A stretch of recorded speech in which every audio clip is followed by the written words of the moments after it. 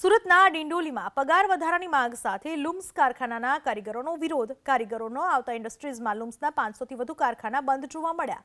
એટલું જ નહીં, છેલ્લા 2 થી 3 દિવસથી આ પ્રકારની સ્થિતિ જોવા મળી રહી છે. એટલે કે કારીગરો પગાર વધારાની માંગ કરી રહ્યા છે, ત્યારે કારખાનાઓ સુમસામ જોવા મળ્યા, જેના કારણે કરોડો રૂપિયાનું નુકસાન થવાની શક્યતા છે. અમારી સોસાયટીમાં 1000થી ઉપર કારખાના છે. આજુબાજુમાં ભગવતી છે, યુનિટી છે, બધા કારખાનાઓ બંધ છે.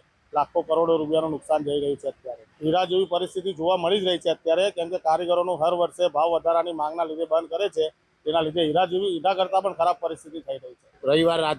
શનિવાર રાતે બંધ કરેલા છે. સ્વેચ્છાએ પણ કહે અસામાજિક તત્વો કોઈ આવેલા છે, ખબર નથી, કોઈ કેમેરામાં પકડા નથી, પણ કારીગરે શું છે ભાવ વધારો માટે બંધ કરેલા છે. ઓલરેડી અમે દિવાળી પછી ભાવ વધારો આપી દીધેલો છે. દરેકને જેવો ભાવ પોસાય છે, ચાલુ કામ કરતા હતા તો કેવી રીતે એમને અશુભાનો ભાવ વધારો માગી લીધો. એટલે કારીગરને એક નમ્ર અપીલ છે કે ભાઈ જે બી તમે ખોટા માર્ગે ન દોરાવ. તમે રોજનો 700, 800, 1000 રૂપિયા કમાઈ રહ્યા છો, એ ખોવાનો કોઈ વારો નથી. તમને કોઈ બી તકલીફ પડે તો સોસાયટીના દરેક અમારા કમિટીના મેમ્બરો તમને સાથ અને સહકાર છીએ.